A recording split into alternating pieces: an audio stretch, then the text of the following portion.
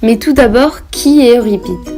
Né vers 480 avant Jésus-Christ sur l'île grecque de Salamie, Euripide meurt en 406.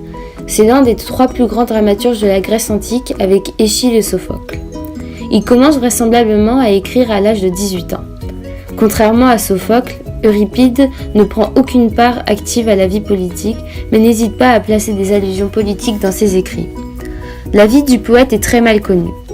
Euripide est un solitaire. Ses concitoyens, croyant voir du dédain dans cet isolement, ne cachent pas leur antipathie. Mal aimé à Athènes, il quitte la ville en 408 pour trouver refuge et compréhension à la cour du roi de Macédoine.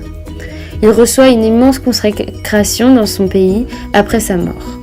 Les tragiques latins, les chrétiens, les tragiques italiens du XVIe siècle, Racine mais aussi Lessing, Schiller et Goethe, s'en inspirent et l'admirent. Ces pièces reflètent toute une partie de sa personnalité et ses points de vue, jugés dangereux et osés, sur différentes questions de son temps. Des 92 pièces qu'il a écrites, 17 tragédies et un drame satirique sont parvenus jusqu'à nous. Euripide n'a été que 5 fois vainqueur des concours de tragédie. Avec Médée, il fut classé 3e, c'est-à-dire dernier, derrière Euphorion, le fils d'Échille, et Sophocle.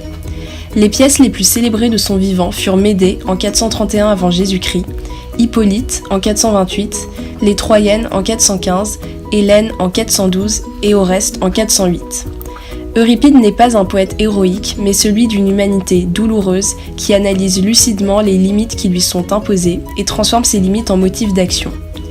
On peut dire qu'Euripide a inventé une nouvelle forme de théâtre où les situations, avec les conflits qui opposent entre elles les volontés humaines et divines, l'emportent sur les contenus théologiques ou mythiques de la tragédie traditionnelle.